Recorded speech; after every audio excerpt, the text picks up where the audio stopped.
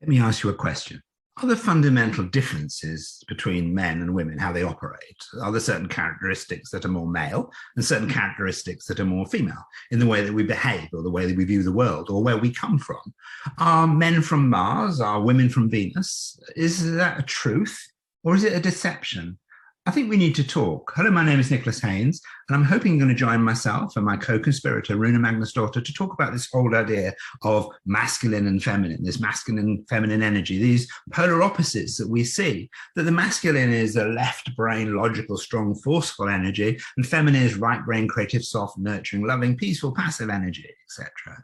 These polarities that exist within us. And I want to explore in this why those have perhaps been created in order to manipulate us in some way, or to make sense of the world, or to arrange a certain hierarchy within things. So we look back at history, where this comes from, and we look at our recent history, our relatively recent history. Let's look back to the mid-1940s, when men were coming back from the army and women were in the workplace, and we had to create a situation where you had to get women out of the workplace because men needed to be back in the workplace. So there became a story, a narrative that came out that women should be in the home because they have this energy, this caring, this nurturing, nourishing energy, and they're homemakers. So let's have them in the home. Whereas men have a different energy, they're forceful, dynamic. Let's have them in the workplace. And we ended up with that very typical 1950s narrative that got stronger and stronger about our roles and positions until we started to have some rebellion. But it was a useful strategy to keep women in the home, to get them out of the workplace. But this isn't just something that appeared in the 1940s and the 1950s. If you look way back in time, there were ideas about men and women that were telling us that we were different and they were useful. So the ancient Romans, for example, loved the idea that the Greeks had, that women were very hysterical as a creature. They were coming from their feelings and their emotions. They didn't have logic. They were just heart-driven, emotional-driven creatures. And therefore, why would you have women in a position where they would be allowed to vote and make decisions? So the Athenians didn't, which was the forefront of our views of where democracy comes from. They said this is about men because men are logical and men think from the brain. Women come from the heart and are emotional and by nature very hysterical. And if you look at the Greek word for womb, it means it's hysteria. So we then took those ideas and we ran with them, and we ran with them right through to 1915 in Iceland, a forward-thinking country. That was the first time women got the vote. Whereas in America, women couldn't be trusted with a vote until 1919. Whereas in the UK, it was 1928 before women were allowed to vote because could they control their hysterical nature, their feelings? Or should it be just left to men? So this is in our recent history, this idea of the difference between us and in our behaviors. Now, the ancient Chinese, they joined the party, but they actually joined the party quite late. It wasn't until about 100 or so years before Christ that a single philosopher, Zhu, transformed the idea of yin and yang in a paper he wrote called The Interaction Between Heaven and Mankind, which the emperor loved because it was useful. And let me explain why.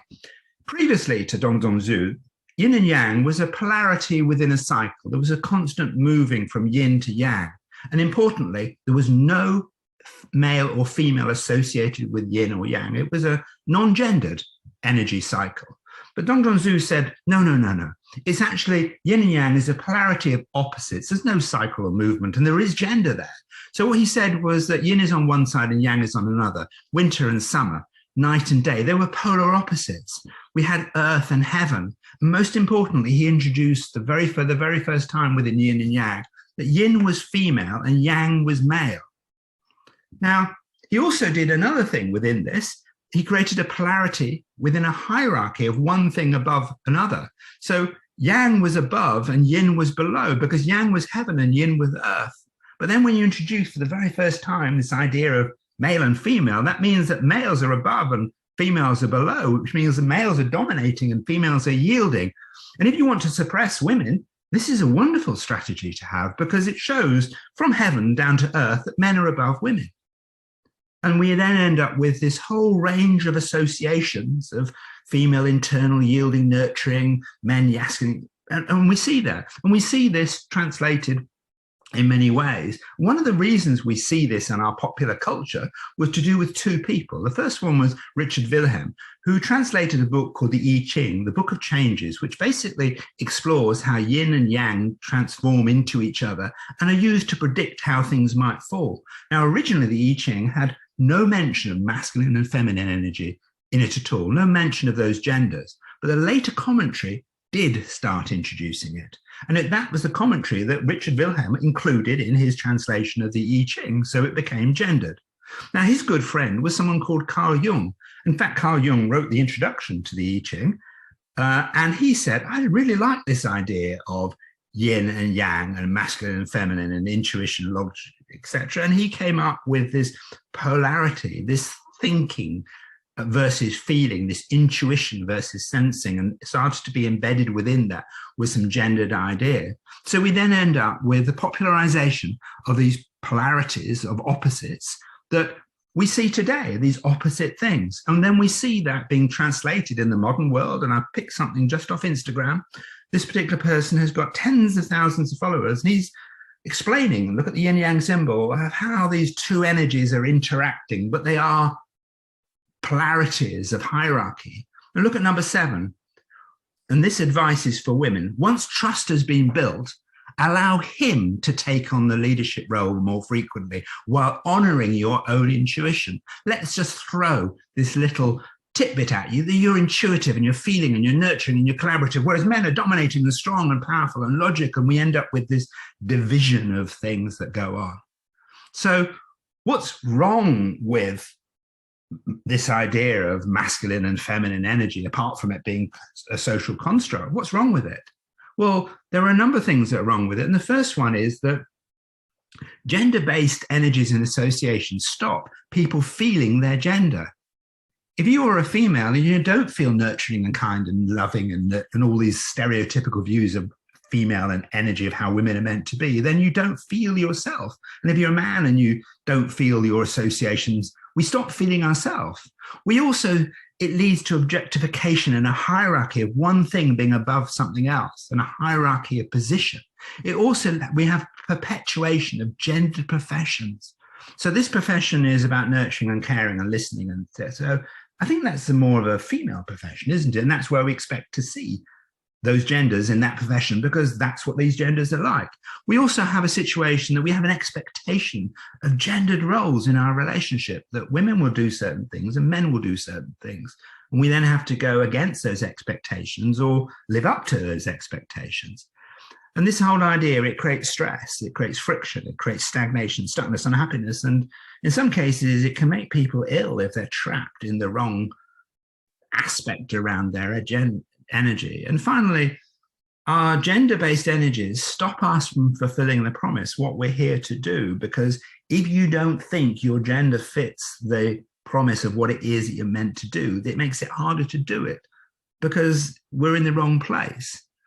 So are we ever going to come out from under the cover of this socially constructed idea of masculine and feminine, which, to be honest, was mainly defined by men in order to suppress women?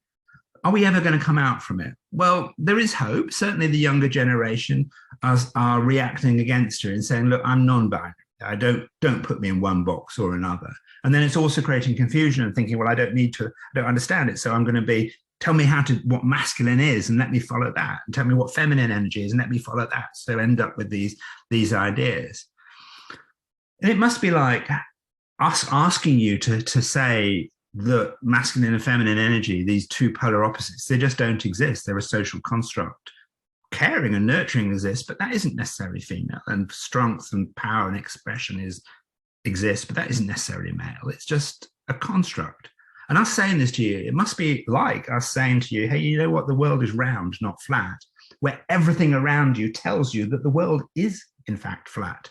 It looks flat. And we see this stuff going out, these behaviors around these genders playing out. And that's because we've been brought up that way. So appreciate this is hard because the world looks flat, but it is in fact round. There is something different going on. It's also hard for us to let go of this idea because we do like things black and white. We do like things put in boxes because it creates simplicity for us within a complex world of how we're meant to exist. We like to have rules to follow and do a how do I fit. So this is difficult. And within our defense of these ideas of masculine and feminine energy, we'll see various defenses. We'll see, well, we're not really talking about gender here. We're just talking about categorization. Just forget the idea of masculine and feminine. But if you use those words, they are there. They are in the conversation. They are in our psyche. And saying, well, we all have both of those energies within us. They exist, and either one or the other. We're both. Well, fine, but just don't call it gender. Don't give it a gender. Now, there are some fantastic people that are really heroic people that are working hard to stop this, to break this down. Someone called Gina Rippon, she wrote a fantastic book looking at neuroscience of the gendered brain, looking at the neuroscience that shatters the myth of the female brain and by virtue the male brain. And Gina Rippon, what she did was she looked at 20,000 studies, 12 million participants, and looked for the well-known differences between men and women. And they just didn't exist. They just weren't there. But yet we're given adverts like this. An advert from New Zealand looking at hearing aids saying men never listen, still it's nice to know they can. This idea that men don't listen and they're logical and they're not emotional and that's what men are like on the whole, one end of the spectrum, whereas women are. So we're constantly bombarded, so we're going against that. But Gina Rippon is heroically going towards it. And you are heroic just having got this far in the video to even question the idea that there are no gender differences in our behavior. There are social constructs around that, but no actual differences, but we're created different as a result of our life we live. So I want to thank you for being heroic in this place to even start this conversation.